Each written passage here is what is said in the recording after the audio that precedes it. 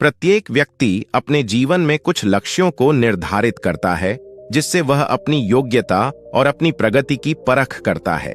यदि लक्ष्य हासिल नहीं होते हैं तो वह अपनी कमियों को देखता है, उसमें सुधार करता है और फिर उन लक्ष्यों को हासिल करने की कोशिश करता है। कई लोग अपने लिए लक्ष्यों को निर्धारित करते हैं और उसको पाने के लिए रणनीति भी बनाते हैं, लेकिन वे असफल होते हैं। जागरण अध्यात्म में आज हम भगवान बुद्ध से जुड़ी एक प्रेरक घटना के बारे में बता रहे हैं, जिसमें आपके लिए एक संदेश है। भगवान बुद्ध को जब ज्ञान की प्राप्ति हो गई तो फिर वे संसार को उस ज्ञान से आलोकित करने निकल पड़े। भगवान बुद्ध किसी गांव में जीवन के विभिन्न आयामों पर प्रतिदिन व्याख्यान देते। उनके प्रवचनों में जीवन का सार छिपा रहता।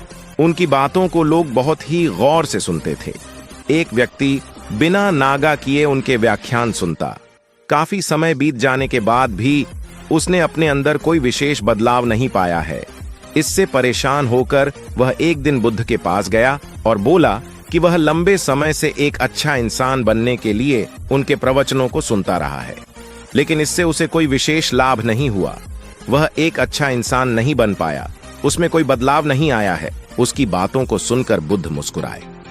उन्होंने उसके सामने उसके गांव का नाम, वहां तक की दूरी, वह वहां कैसे जाता है, आदि जैसे प्रश्नों की झड़ी लगा दी।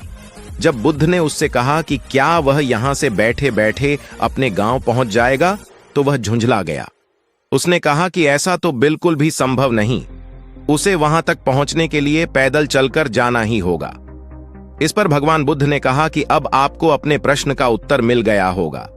यदि आपको अपने गांव का रास्ता पता है, लेकिन इस जानकारी को व्यवहार में लाए बिना वहां नहीं पहुंचा जा सकता है, उसी प्रकार यदि आपके पास ज्ञान है और आप इसको अपने जीवन में अमल में लाए बिना एक बढ़िया इंसान नहीं बन सकते।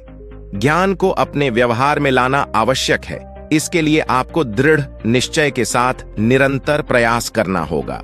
कथा का सार, ज्ञान को व्यवहार में लाए बिना लक्ष्य की प्राप्ति नहीं की जा सकती है।